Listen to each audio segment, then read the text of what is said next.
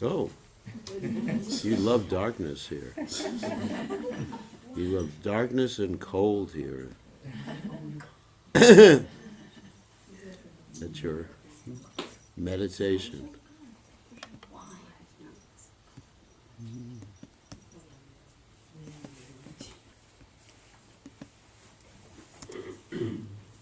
Okay.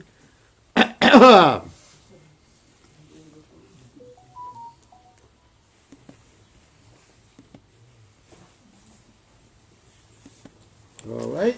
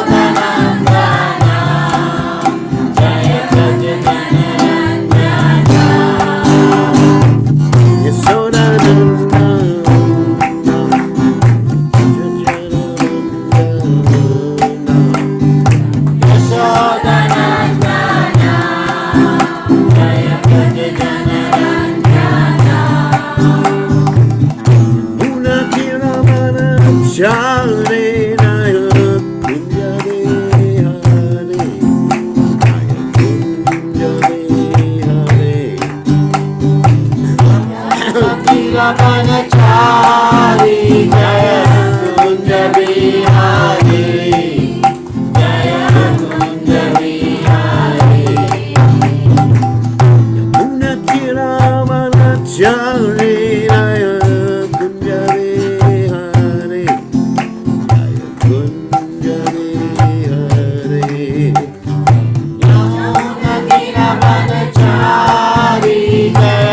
Kunja Bihari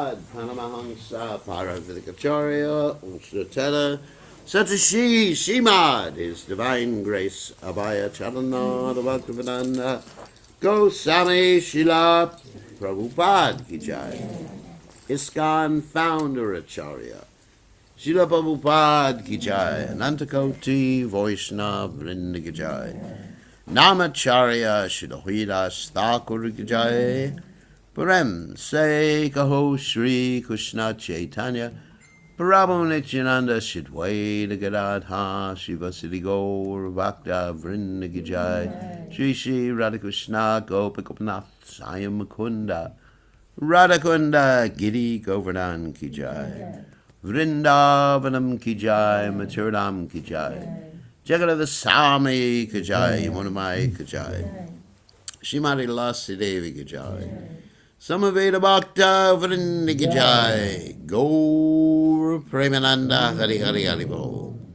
All glories to the assembled devotees. All glories the assembled devotees. All glories the assembled devotees. All glories to Shri Guru and Gauranga Srila Prabhupada Ki Jai, Nama Om Vishnu Padaya Krishna Prastaya Putale Srimati Bhakti Vedanta Swamiti Namani Namaste Saraswati Deve Gauravhani Pacharani Nivashesha Shunya Vadi Paschachat Deja Tarane. Okay, so we're continuing with our reading of the Jaiva Dharma by Srila Bhaktivinoda Thakur. And this book, of course, details all the different aspects of devotional service, from Sambandha to Abhideya to Prayojana. So, right now we're dealing with the historicity of the Vaishnava religion. There's some challenges given by some ritualistic smarta Brahmins. They're not smart, but they're smartest. Actually, it's interesting in ISKCON, we're having this discussion right now with some devotees about the smarta tendency is creeping its way into ISKCON. Oh my God. Smarta Brahmanism, and all these different little rules and regulations, discrimination against people because of different genders, like that, using these smarta Brahminical principles, prohibition of carrots in the Krishna consciousness movement. These are smarta stuff. Bhishma Panchaka, where you get to eat cow urine one day and cow dung the next day. Pretty austere for me. Or you eat like a duck during Chaturmasha. It's good for weight reduction. You don't have to go to a clinic. In America, they have a big problem. Everybody goes to these clinics, make a lot of money. And so you have all these different injunctions. You snap your fingers to keep your soul from leaving your body when you chant, or keep the demons from coming in. And if you don't cover your Brahman thread when you're saying Gayatri, the demons will take your mantra away. Woo! They stole my mantra, Guru Maharaj. Can you give me initiation again? It's frightening, isn't it? You demons. Ooh. And so there are demons. We were talking about this last night. Sometimes there's ghosts around. But the chanting of Hare Krishna takes care of all that, and the chanting of Lord Nrsingadev's mantras take care of that. You have to have that faith. I mean, you don't have to hire some Muslim witch doctor to take care of these things. Anyway, so much for smarta Brahmins. Big controversy right now, and it's a lot of the devotees around the world are influenced by this, the smarta consumptions. And that's one of the deviant Vaishnava groups mentioned by Srila Bhaktivinoda Thakur and also by Srila Bhaktisiddhanta Saraswati Thakur. Like the old Kartabhaja, Saki, Beki. There's some groups like actually the men dress up like women. Really ugly women, but anyway. I've been in Vrindavan, there's a man with a little growth on his chin, and he's lipstick, earrings. And, oh my God, if that's a gopi, we're in trouble. Krishna would leave Vrindavan then, isn't it?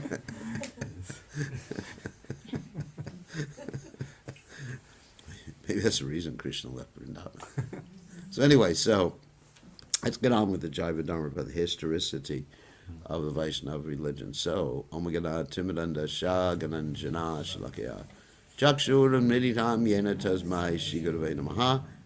I offer my respectful obeisances unto the lotus feet of my spiritual master, His Divine Grace, A.C. Bhaktivedanta Swami, Srila Prabhupada, who so kindly opened my eyes with the torchlight of knowledge while I was blinded in the darkness of ignorancia. Okay. Let's move everything around. Okay. So here, the history of Vaishnava religion. This is where we're starting off. In the Kali Yuga, in the southern states, Ramanuja Madhvacharya and Vishnu Swami, and the western region, in Barka, lead many people to pure Vaishnava Dharma. By their mercy, half of the population of India was delivered from the ocean of Maya and attained shelter at the feet of the Lord. Those are the Acharyas. Actually, in South India, there's 5 provinces. They're called Pancha Dravida. You ever heard of that name before? Which the Acharyas appeared in.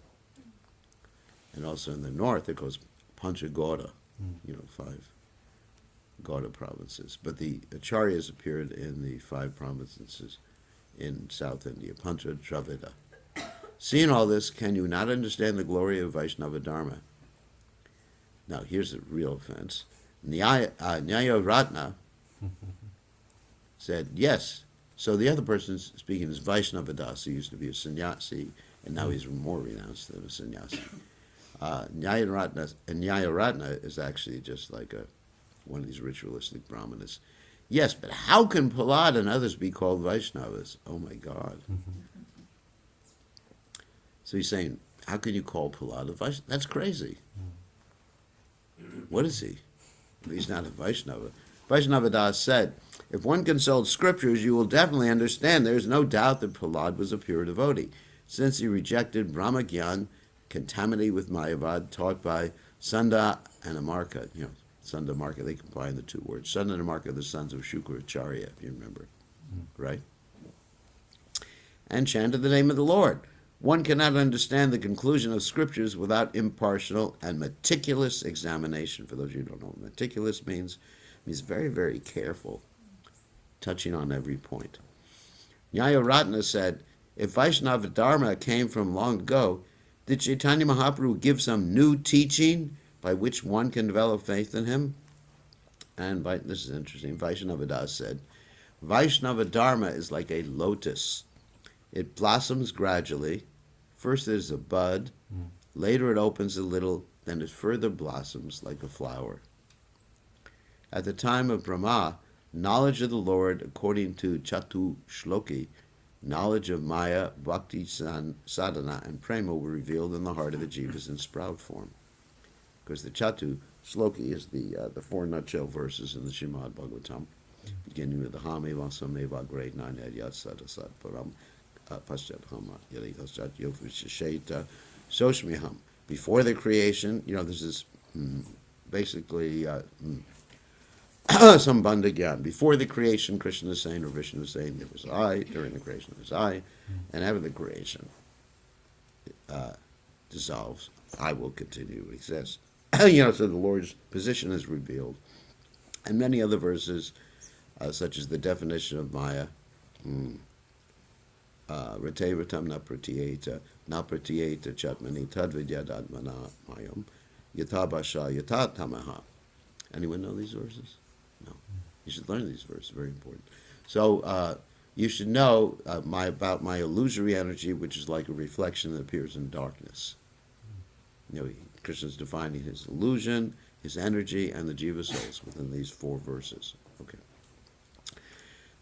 Prema will reveal the hearts of the jiva in the sprout form, in other words, seed form. And the seed is sprouting a little bit. At the time of Prahlad and others, one could see the bud. At the time of Vyasa, the flower began to blossom. At the time of the Vaishnavacharyas, it formed a flower. When Mahaprabhu appeared, the flower of prema fully blossomed and gave the most pleasant fragrance to the hearts of all the people in the world. What an example. See, Bhaktivinoda Thakur is so poetic here. Mahaprabhu revealed prema, the highest, deepest bhava of Vaishnava Dharma for the good fortune of the jivas of the universe. And of course, prema was revealed by Vyasa in the Srimad Bhagavatam too, but not to such an extent. Like he doesn't even use the name Radharani in the Srimad Bhagavatam because he was such a good devotee of Radharani, he couldn't have used the name Radharani. Had he used the name of Radharani, he would have been unconscious in ecstasy, and Bhagavatam would have not been completed. Okay.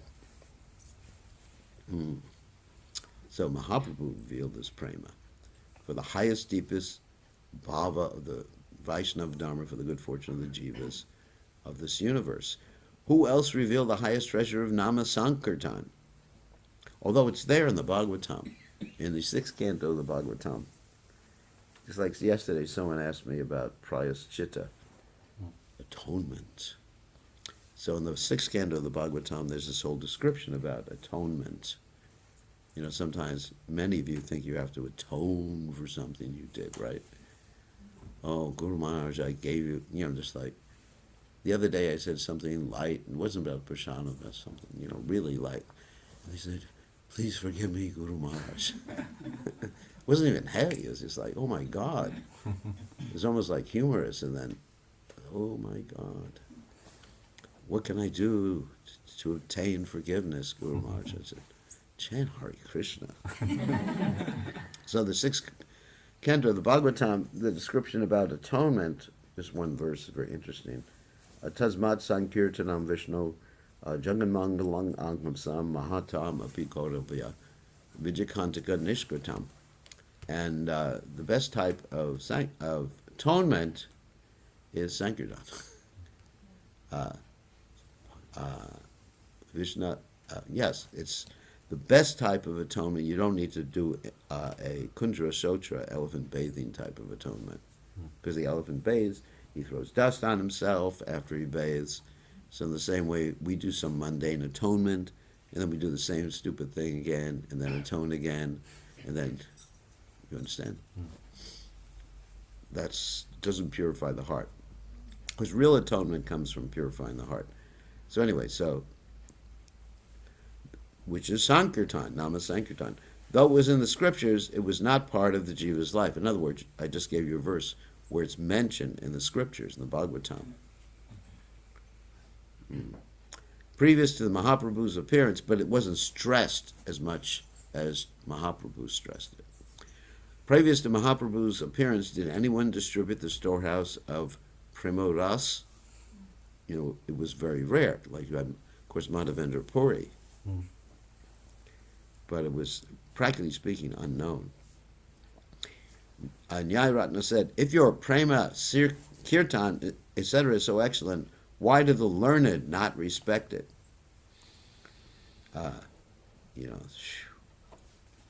This is definitely gaslighting. As we mentioned yesterday. Vaishnava, in other words, he's saying indirectly, you guys are not learned. Vaishnava said, in Kali Yuga, the meaning of the word pandit has been reversed. In scriptures, a panda means sharp intelligence. A person with sharp intelligence is called pandita. But nowadays, the person who uses logic with meaningless deceit and can make meanings in the smritis that attract people is called a pandit. How can these pandits understand or teach the real meaning of scriptures and the essence of Dharma? If one examines all scriptures impartially, does one obtain the essence through the deceitful conclusions of nyaya, or logic? And of course, in the Mahabharata is a statement, what is that? Tarko pratishta shrutina vibhina. The one cannot understand the absolute truth through tarka. That's tarka means argumentation, which is the same thing as nyaya. Nor by studying the Vedas, but only by mahajaniyena gatasapanta. That is following in the footsteps of the great personalities. Actually, those who cheat themselves and are skillful at cheating the world are called pandit in Kali Yuga. You can tell that to the pundits when you go to India. Take this quote and just tell them. Bhaktivinoda Thakur says, you're cheating yourselves and skillful at cheating.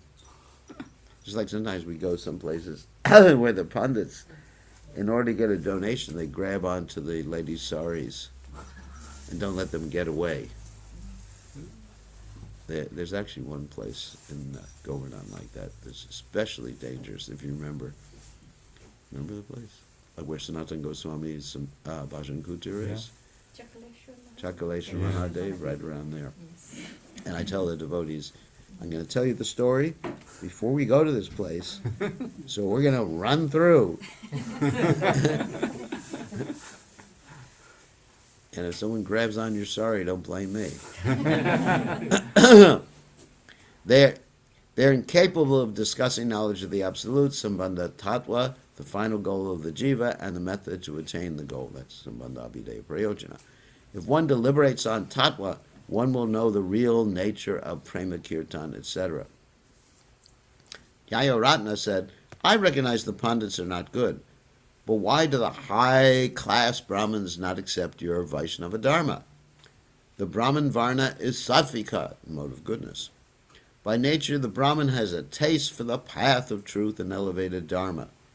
Why do the Brahmanas largely oppose Vaishnava Dharma? Vaishnavadas said, since you have asked, I am obliged to answer. The Vaishnavas by nature do not criticize others. If you do not feel pain and anger and desire to know the truth, then I will try to give an answer to your last question. About Brahmanas. Nyayaratna said, we have studied scriptures and have sense control, mind control, and tolerance. It is not that we will not be able to endure your talk. I will accept a good answer. Vaishnavadas said, Ramanuja, Madhva, Vishnu Swami, and Nimbaticha, that's Nimbarka, these are the acharyas, Sampradaya acharyas, were all brahmanas. They had thousands of Brahmin disciples. In Bengal, Mahaprabhu was a Vaidika Brahmana. That means he followed the Vaidika path. To further elaborate, there's different paths. There's the Vaidika path, there's the Pancharatrika path, and there's the Bhagavad Gita path. Those are three paths. In Kali Yuga, practically no one is qualified to follow the Vaidika path.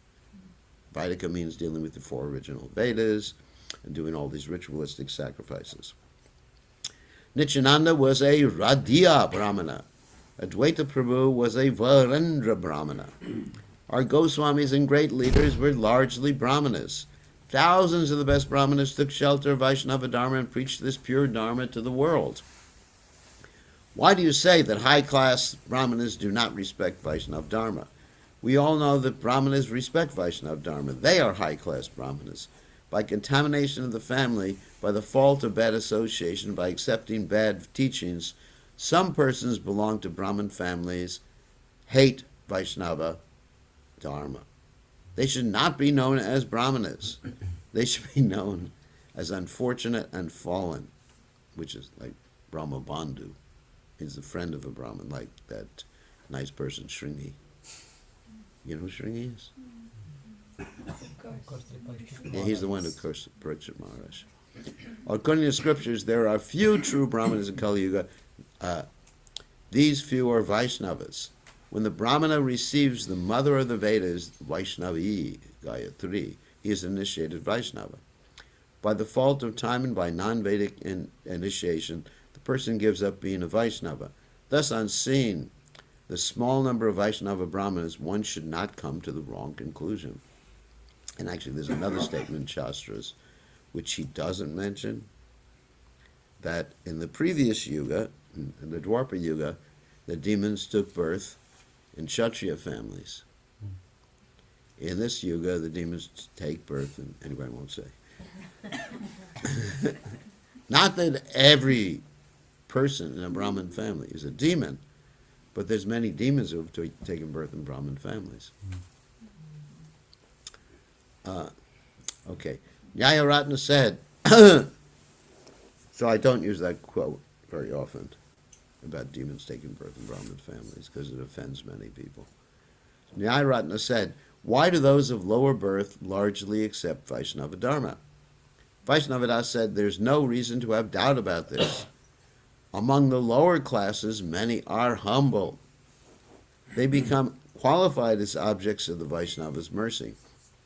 One cannot be a Vaishnava without a Vaishnava's mercy. If one is intoxicated with birth or wealth, humility does not manifest. Thus, the mercy of the Vaishnava is rare for those proud people. And that's like what Queen Kunti said, Janmaishvarya Shrutasya Shibir. One becomes intoxicated with one's so-called good birth, with opulence, or balyuti, or intelligence. So, of course, it doesn't mean that one necessarily has to be born in a low family. One has to be poor. One has to be ugly and stupid. That's doesn't mean that. It just means that one should not be attached to those things. I do not desire to hear more about this. I see that you, Nyaya said, I see that you will eventually quote harsh passages from Scripture describing the Brahmanas of Kali Yuga. Here's the same verse. I become very sad to hear scriptural statements such as Rakshasa Kalimashrita Jayante Brahma Yonishu. The demons taking shelter of Kali Yuga are born in Brahmin families. That's from Braha Purana. There's your Shastric reference to insult people. So even he comes up with this quote because he knows about this quote. Therefore, I will not raise further discussion of this. Please say, why do you not respect Shankara, the very form of unlimited knowledge? So there's a quote here in the note here in the beginning of the bottom of the page that means Brahmanas understood that the Gayatri mantra, like all the Vedas, was a meditation on Vishnu. It is, even the Brahma Gayatri. However, in Kali Yuga, people misunderstand, and thus the initiation with the mantra can be said to be non-Vedic. Interesting. Vaishnava said, why do you speak of this? We accept Shankara as an avatar of Shiva.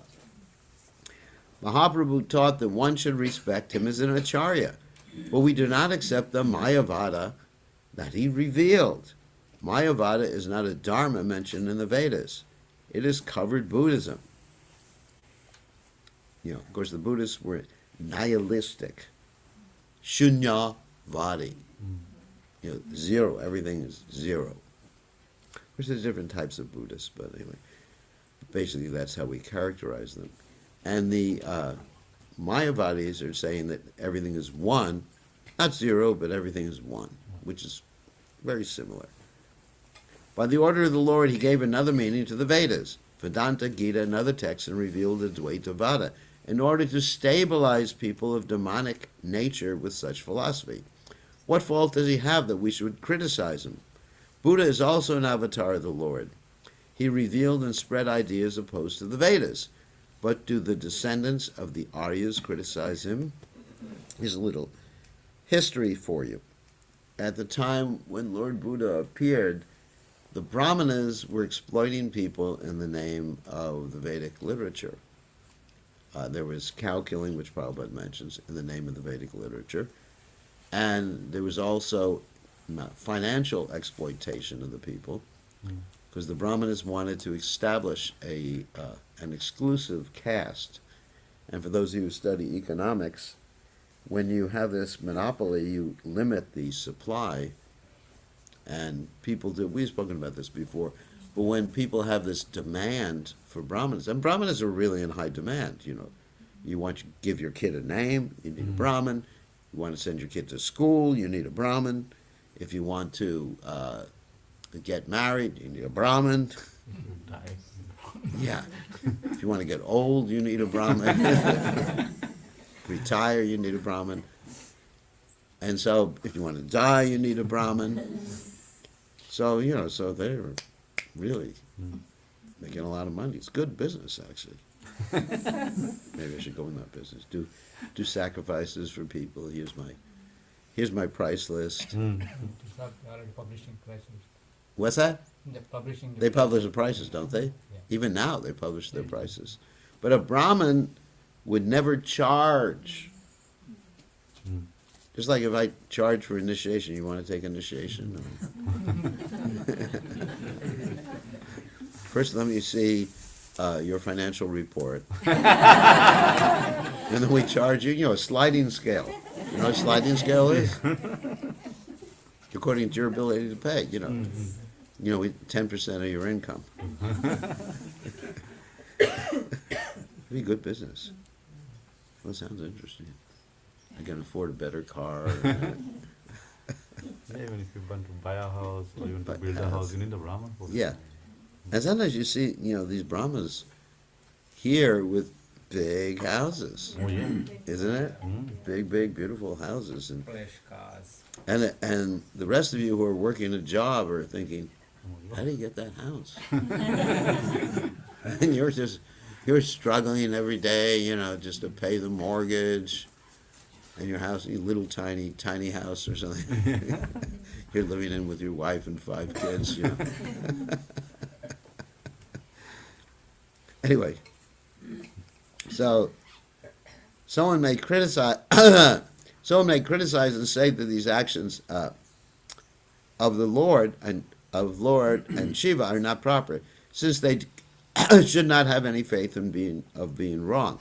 In answer to this, any fault in being wrong. Just to answer this, I say, well, actually, I was going to give the history, or I went ahead too quickly. So there was a history. So the Brahmanas were exploiting people. Then there came Buddhism. Buddhism was actually a reaction to this Brahminical stuff, exploitation. So Buddhism, anyone can become a Buddhist. And Buddhism spread very widely in India. At that time, it was all over India. Nowadays, it's practically nowhere because of Shankaracharya. And also there was Jainism at the same time. Both of these religions were actually formed at the same time as a reaction to the Brahminical exploitation. And the Brahmanas, were extremely racist or whatever, where if someone was born in a lower caste, they wouldn't even allow someone to step on their shadow. They would basically kill them if someone stepped on their shadow. They couldn't live in the same place. People were really upset. I mean, like you see, even nowadays, because the Brahminical exploitation or discrimination against different people, the Christians come in, or the Muslims come in, and they're able to make more adherents. You've been rejected amongst the lower caste, what's called the scheduled caste. You have that scheduled caste, there's the lower caste, the outcasts, and they have no place in society. Okay, you can become our brothers. Wow, that's attractive, isn't it? You've been rejected from society, you're a bungi or something like that. Then wow, here's this religion that's really loving and accepting, and these Brahmins are just so cruel. So Shankaracharya, so anyway, so there was Buddhism and Jainism and also some other smaller groups at that particular time. And then Shankaracharya brought people back to the Vedas without that ritualistic Brahminical understanding, using covered Buddhism because that's what people were accustomed to at that particular time. So that was Shankaracharya's mission. And then Lord Chaitanya, not just Lord Chaitanya, but the Acharyas brought people full circle back to the Vedas, to the proper understanding of the Vedas, which is the Vaishnava Dharma. All right, so let's continue. Someone may criticize and say these actions of the Lord and Shiva are not proper, since they should not have any fault of being wrong. In answer to this, I say that the Lord, protector of the universe, and his assistant, Shiva, are omniscient and all auspicious. They cannot have any fault of being wrong. Small jivas who cannot understand the deep meaning of their actions criticize them. The human power of thought cannot approach the subject. The wise person does not say the Lord should not have done that action. If he had done this, it would have been better. Of course, sometimes I say that about Lord Ram sending Sita Devi away. Anyway, so I guess you can criticize me for that. And sometimes devotees feel like that, how could he have done that? I would have put the washerman in jail. Only the Supreme Lord, the controller of all beings, knows the goal of keeping the people of demoniac nature bound to Mayavada. We have no method of understanding the Lord's goal of creating jivas and destroying all jivas at pralaya. All are pastimes of the Lord. Those who surrender to the Lord attain bliss upon hearing the Lord's pastimes. They do not argue about the pastimes. Jaiva said, good. Why do you say that Mayavada is contrary to the Vedas, Vedanta, and Gita? Vaishnavadas said, if you deliberate thoroughly on the Upanishads and the sutras of the Vedanta, can you say what mantra of sutra accepts Mayavada? I will show you the real meaning of all the mantras and sutras. In some Vedic mantras, there is a hint only of Mayavada, but if one sees the former and later statements, in other words, contextually, where the contextually means where they are, the Mayavada meaning quickly disappears. I mean, if you take things out of context, for example, you hear Krishna in the 6th chapter of Bhagavad Gita advocating the Hatha Yoga system, isn't it? So you take certain verses, you say, well, I should do Hatha Yoga. I should go to a secluded place, sit down in some deer skin. Okay, this is what Krishna wants me to do. But then if you hear the end of the chapter, it's not like that. Because Arjuna objects, and then Krishna says, constant practice detachment, and Krishna advocates, yoginam api sarvesham adgatein antaratmanam shraddhavam bhajate yomam same yukta tamo mataha. Does anyone know the meaning of that verse? Last verse in the 6th chapter of Bhagavad Gita. Any Bhakti Shastri students here? Yoginam api sarvesham. Of all yogis, madgatein antaratmana, those who take me as the goal, shraddhavan, with great faith, bhajate yomam, easy Sanskrit. With faith they worship me, same yu matamo mataha, that they are considered the best, the topmost. Famous verse, I mean. Everyone should learn that verse. Of all yogis, 647. Got it? So that's your assignment for today. Anybody doesn't know it does not get prasadam tonight. Seriously, I mean, it's a really important verse because Krishna does the whole yoga system thing.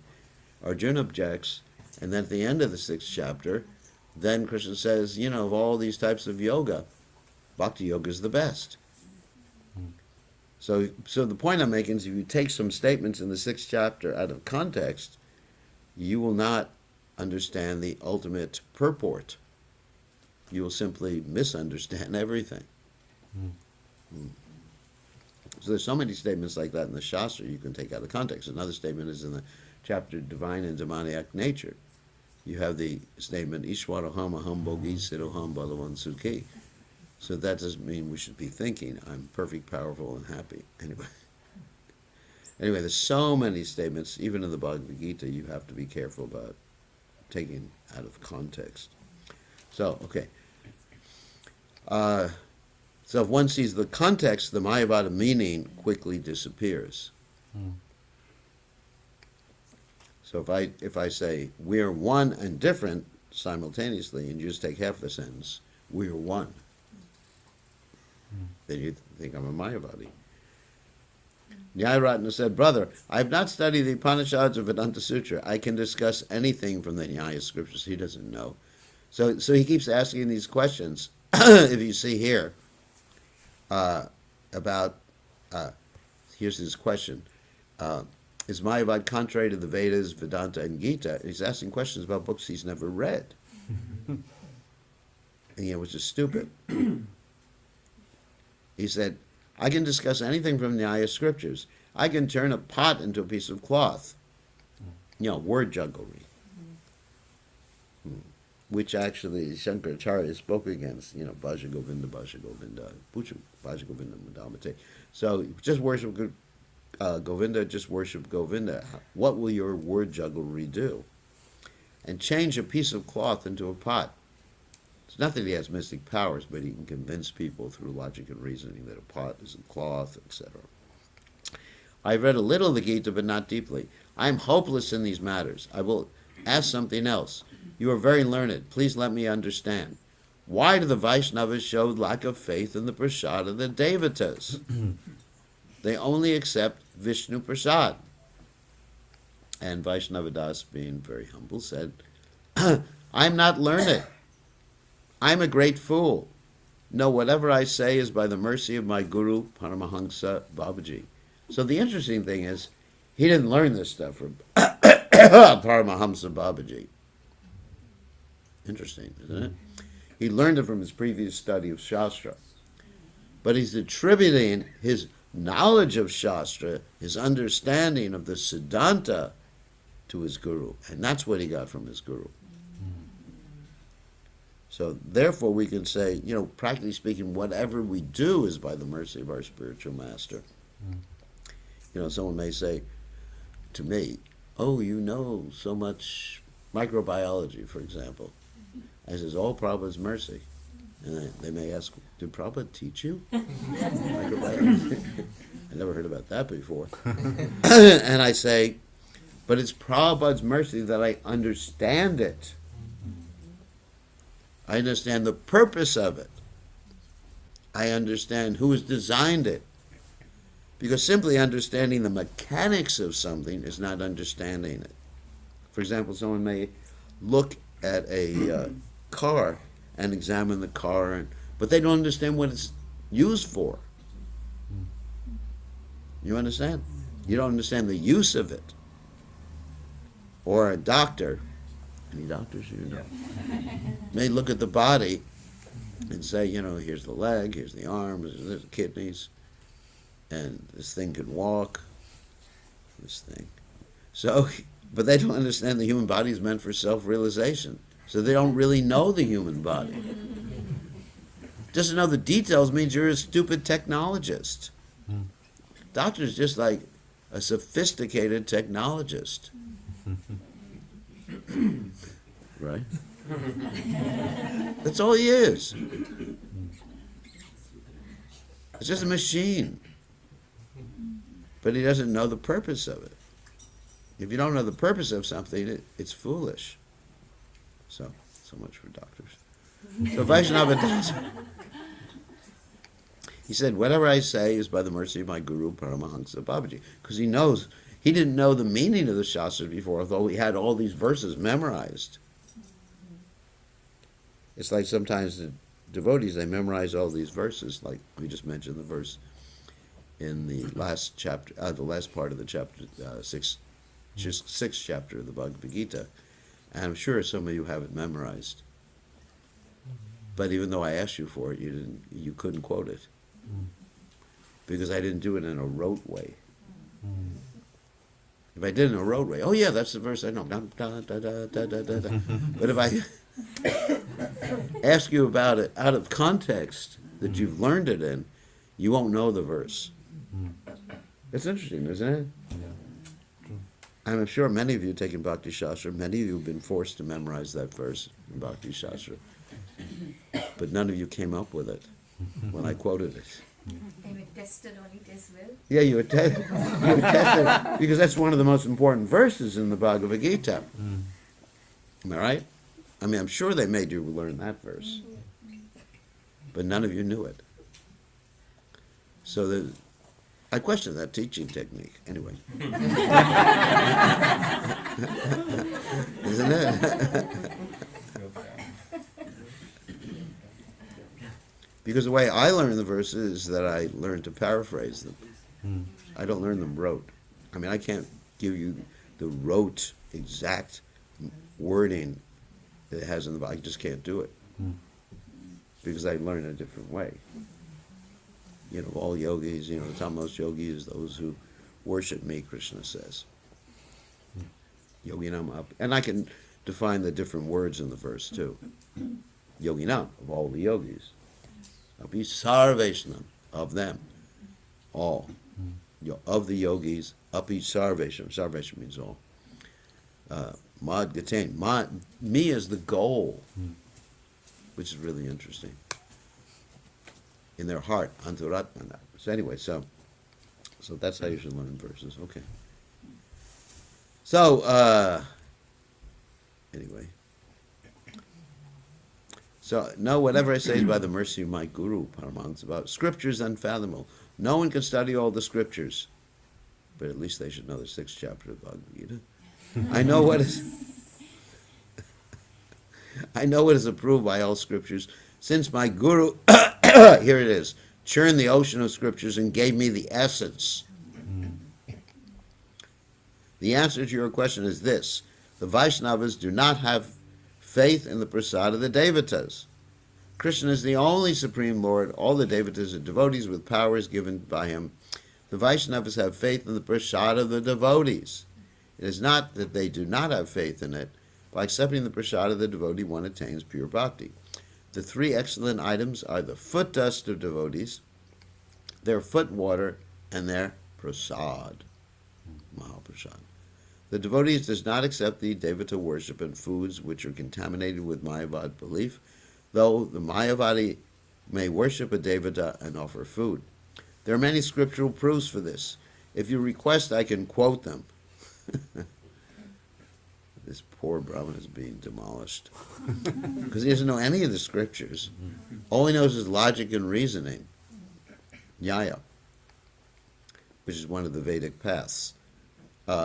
Most of the worshippers of the Devatas are Mayavadis. By accepting the prasad offered to them, bhakti is destroyed. Oh, Krishna. Bhakti is destroyed. And one commits an offense to Bhakti Devi. If a pure devotee offers to Devatas the prasad offered to Krishna, the Devatas accept this in bliss and dance. The Vaishnava taking that prasad also attains bliss. So you can take the prasad that you offered to Vishnu, and then you offer to the demigods, and then that's their remnants. So devotees like to eat prasad. When you offer food to devotees, you should offer food that's offered to Krishna first. So that's really important. So, like they do in Bhubaneswar, which I mentioned many times, they transfer Lord Jagannath's prasad to Lord Shiva in Bhubaneswar. The instruction of scriptures is strong. The yoga scriptures say that the yogi should not accept the prasad of the Devatas. One cannot say that the yogi has no faith in the prasad of the Devatas. If the yogi gives up that prasad while practicing yoga, it is beneficial for his concentration during meditation. Similarly, in the practice of bhakti, if one takes any prasad other than that of the Lord, pure bhakti cannot be accomplished. It is not that one has no faith in the prasad of the Devatas. One should understand that one must make efforts for one's goal according to the scriptural injunction. Nyayaratna said, "Fine, I've understood. Why do you object to killing animals in sacrifice? This is approved by scriptures."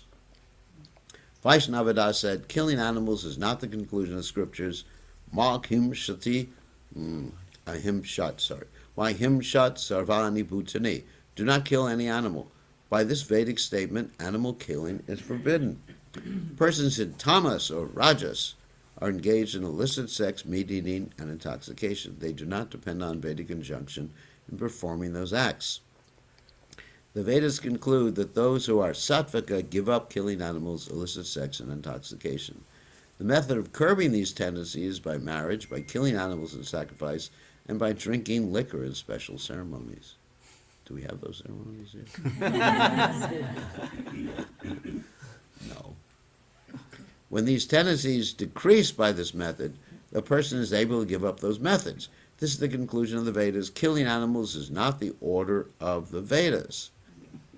Loke vyavayamimsha madhya seva nichahi jantor nahi tatra chodana vyavastatishtishu vivaha yagya suragrahar asu nivrittishta. In this world, people are always attracted to sex, meat eating, and intoxication. This is not a rule in the scriptures, but there is an arrangement through marriage and sacrifice so that they can eventually give up these acts. Don't worry, you won't have to renounce your marriage. Because in Kali Yuga, Bhagavatam 11.5.11, in Kali Yuga, the preferable stage of renunciation is called Kshetra Sannyas, where one can remain with the family, but serving Krishna fully and giving up sense gratification. So it's not that an absolute injunction. The Vaishnavas do not object to the killing of animals by people in tamas or rajas. but a person in sattva should not do so. Killing others is an animal propensity, explained by Narada. Ahashtani sahashtanam apadani chatushpadam bhaguni tatra mahatam jivo jivasya jivanam. Humans are maintained by the animals, and the animals are maintained by the plants. The big are maintained by the small. One living being is the maintenance of another living being. Sometimes it's translated that a big living being eats a smaller living being. You know, those with 4 legs eat the plants. Those with 2 legs, you know, I forget the exact quote, eat those with 4 legs. And it's just a quote about the militias. And finally, we'll end with this particular quote by the Manu. Anyway, that quote was from Bhagavatam 1:13-47. Manu says, Pravatir Esha Bhutanam Nivatis tu Mahapala. Humans have a tendency to kill animals, etc., but renouncing it yields great results.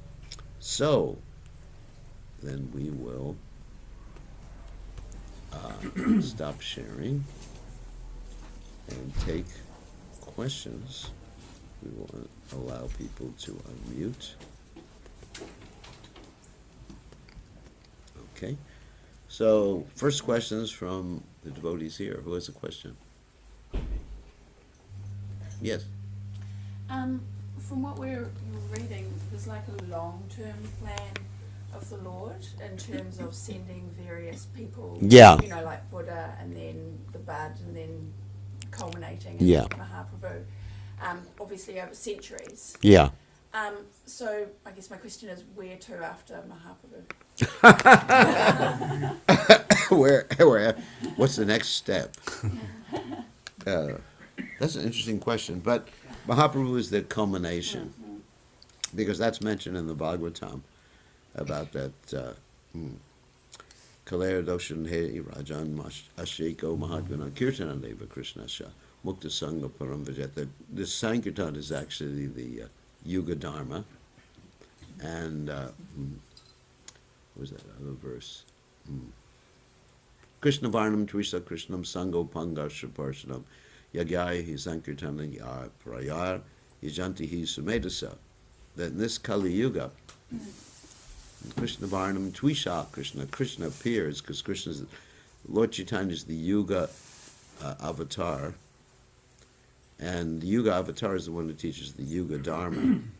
And so that's actually the culmination in the Yuga, in this particular Yuga. So there's no further steps other than Krishna Nam Sankirtan, because it's taught by Lord. Everything was leading up to Lord Chaitanya Mahaprabhu. Is that right? So don't worry, there's not another step. There's the Krishna Chandra incarnation, and he will reveal the next Dharma, which is everybody dressing up in saris. I mean, what is higher than the mood of Vipralamba Seva, which Lord Chaitanya, separation, intense mood of separation and crying out in separation. What's higher than the Shikshashtaka? What's higher than the conjugal rasa? I mean, it's just like, there's nothing. I mean, what the Acharyas taught generally, I mean, Ramanujacharya was basically teaching Vishnu Bhakti, which is interesting. I mean, he was aware of Krishna Bhakti. And there's some stories in the Navadvip Mahatmya, that he had some, let's say, meeting with Chaitanya Mahaprabhu, if you read that particular book. And he was told only to reveal the Dasha Ras at that particular juncture. Sripad Ramanujacharya, because Chaitanya Mahaprabhu would reveal the culmination of the ultimate highest understanding. So don't worry, it's nothing higher. You got the highest. Otherwise, you'd be in trouble. So anyway, here's a question from the chat window. Hari Krishna Gurudev. Lord Chaitanya propagated Harinam Sankirtan with Mahamantra. How did this differ to what the previous acharyas such as Madhvacharya preach in the Sampradaya? They also taught chanting of the Lord's holy names. But the primary difference is exclusive concentration on Krishna and Vrindavan. Of course, Nimbarka also did that. He also taught about that. The Barkacharyas were very close to what we're teachings. And also the Chincha Beta Beta Tattva philosophy, which is the culmination of all the philosophies of the four main acharyas. Because generally you have this Dvaita, Shuddha Dvaita, Vishishta Dvaita, and that means dualism. There's monism, purified dualism, purified monism, and the understanding that the Lord is one and different. There's monism and dualism together, inconceivably, taught by Lord Chaitanya, is actually the not simply the culmination. Culmination means the conclusion, but it's simply the summary of all the acharyas' commentaries put together. Just like, summarizing or combining them all together into one coherent whole. So that's Chaitanya Mahaprabhu's contribution. So, there's really no difference, except Lord Chaitanya revealed, there's not a difference, but Lord Chaitanya revealed more. A difference would mean that there's something different than Lord Chaitanya Mahaprabhu taught. There's nothing different, it's just more.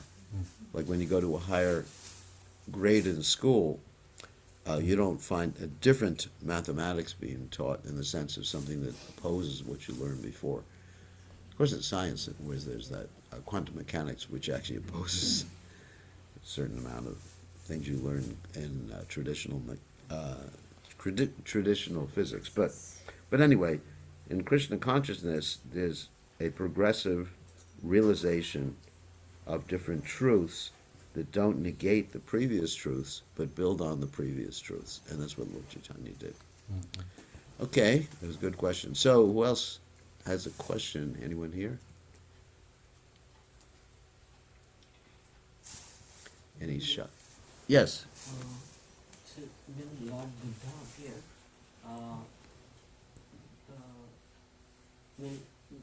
can we give an example that Buddhism spread beyond the boundaries of India? That means Vedic culture was there beyond India as well? Yeah, certainly, if you go to Indonesia and you fly in one of their planes, then you're being protected by Garuda. How about You find stories that, like the Ramayan stories, basically in so many countries around the world. And Indonesia, of course, so many countries. And the names of countries. Singapore. You know what that means? Lion City. Singapore. You go to Thailand and you see that they have deities of Lord Brahma everywhere, and they're selling incense on the street corners.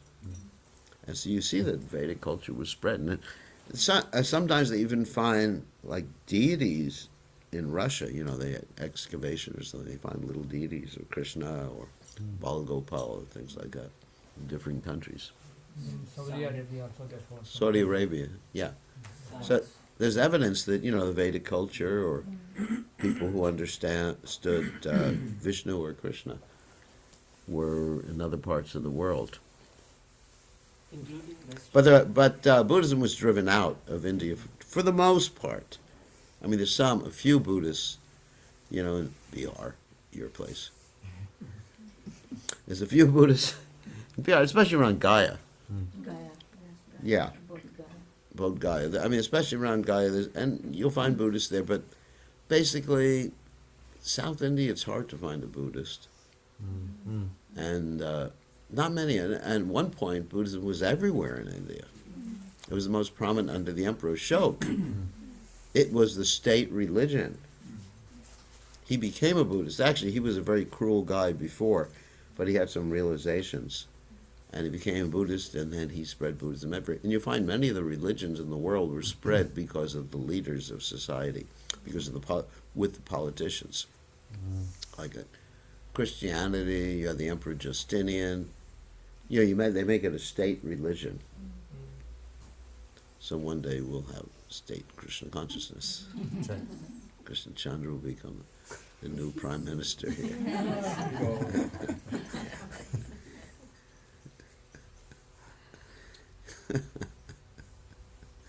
You had a nice prime minister here before. Oh, yeah. She Yes, was. she was intelligent. She knew when to resign. Yeah, exactly. Yeah. That's true. Yes. Most of the leaders, they just go up until they croak. Yeah. Like in America, we got people running for office who are like 80 years old. Mm. It's incredible, isn't it? They're ready to be put in the coffin, but they're just kept alive by different drugs. She But you're brought 40. some bad laws as well. What? She approved euthanasia. Well, anyway, we're not going to get into it. We're supposed to be positive here, and I want to be able to keep coming here on a regular basis. I don't get into local politics wherever I go. I criticize the politics in other countries. Guruji, can I ask? Yeah, you can ask a question. So Mayavad also spread similar way as Buddhism from India to rest. Mayavad. You mean Mayavad philosophy? Yeah. Well, Shankaracharya drove the Buddhists out. But then Mayavad spread in Western world. Yeah, oh yeah. The Ramakrishna missions and other people like that. Yeah. So that means India is the epicenter for any religion. Philosophies. Philosophies. Well, I wouldn't say of any religion. India is the epicenter of philosophical approaches to religion. Most, if not all, other religions are, for the most part, there are philosophers in every religious tradition, but in the most part, they're not heavily philosophical. They're more like sentimental. For example, in India, traditionally, if you accept, with the Muslims, of course, but let's say before the Muslims, if you had some religious difference or philosophical difference with someone, you wouldn't kill them. You'd have an argument like you're hearing here. It's not that Nyayaratna is taking his gun out and shooting it to Das. It's just not like that. So, but in other places in the world, as I mentioned before, some of you may not have heard this story, is that there is an interesting study of how Jesus became known as God. There's a book on it, when Jesus became God.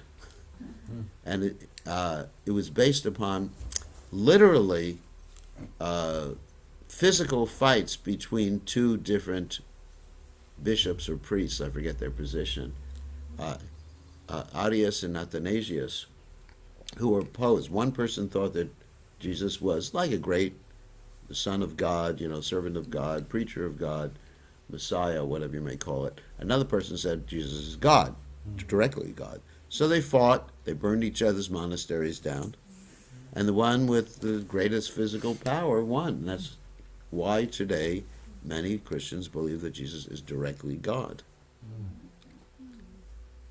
But in Hinduism and in India and the Vedic culture, we win arguments by logic and reasoning and Shastra, which is what you're seeing here.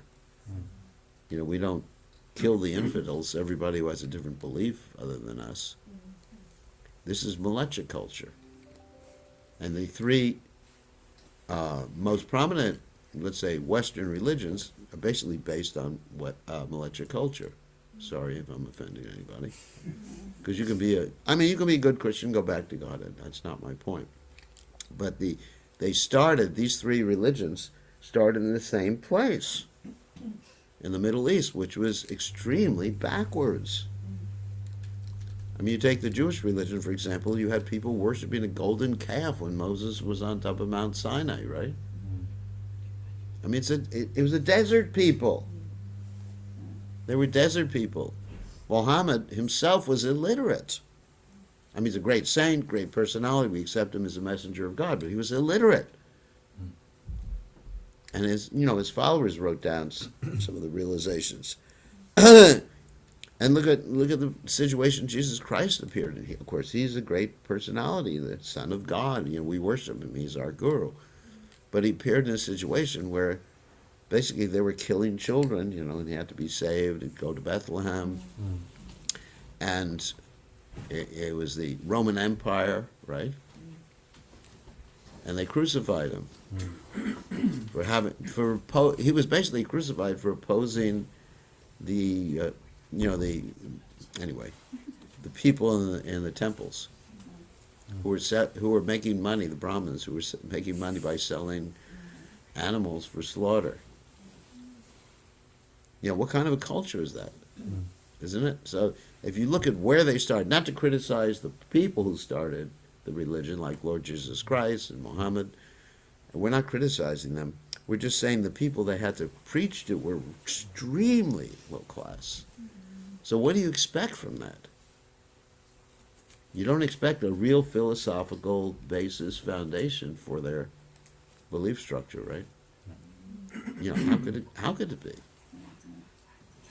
Jesus said there's much I have to teach you, but you can't bear to hear. If he started talking about, reincarnation, it would have blown their minds. And they would have attacked him sooner as a heretic. Already they consider him a heretic because he interfered with their business. That's really why. I mean, you could say the Romans crucified Jesus Christ, but it was actually, I'm not blaming all the Jewish people for that. Don't worry, I was born in a family of Jewish men. I'm not anti-Semitic.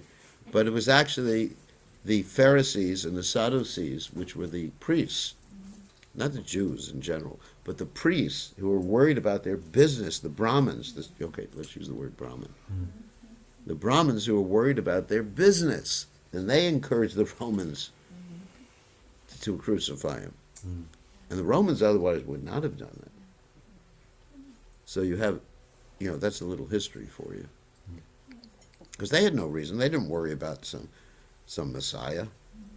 They were more worried about, keeping everybody in line and getting their money from them. Okay. There's one more question. Oh, one more question. Oh, there's a Gopi. Wow, this is more advanced than Chaitanya's teaching. Gopi, you have a question? No, I hit the mic by accident. I'm sorry. Okay. I think No there's one on problem. chat. Look up. What's that? Another There's question one in on the chat? Yeah. Okay. You can see. Hare Krishna Gurudev. No, there's one. That's another. One. Has Buddhism actually been replaced by worse sects in the present day? All the really violent sects that we see around the world. Yeah, I mean, Buddhism broke up into different misunderstandings of what Buddha taught. Buddha actually did not teach, Buddha himself, it's interesting, didn't teach Shunyavadi philosophy. It was his followers who taught it more than Buddha. He didn't decry it or criticize it, but basically what he taught was more or less a psychological philosophy. His Four Noble Truths, material world of sufferings, suffering is caused by attachment, give up the attachment, then the suffering goes away, and follow the Eightfold Path. Right living, right thinking.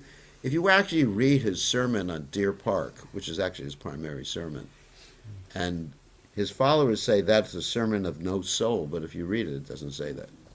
But anyway, it's not my business to teach Buddhism. Is it possible that Jews had to give so much discrimination because of Jesus' death? No, there's not. There's a reaction. You don't have a reaction just because a few of your people, did something bad. But in Europe, they did blame the Jewish people for that. There were these different things called pogroms. I don't know. Anyway, I don't want to get too much into the history. But there were passion plays. Anyone heard of a passion play before? Passion plays means they would depict the crucifixion of Jesus Christ as being the fault of the Jewish people, and they would get people really upset, and these people would attack the Jewish people in different areas of the city and different places in Europe. It was a passion play. You've heard the word passion play before. Some of you are more educated in this than I am. So, but it's not that the Jews were actually responsible. They were just the priests were exploiting them. Just like you're not responsible for the Brahmins that are exploiting you in India. Yeah.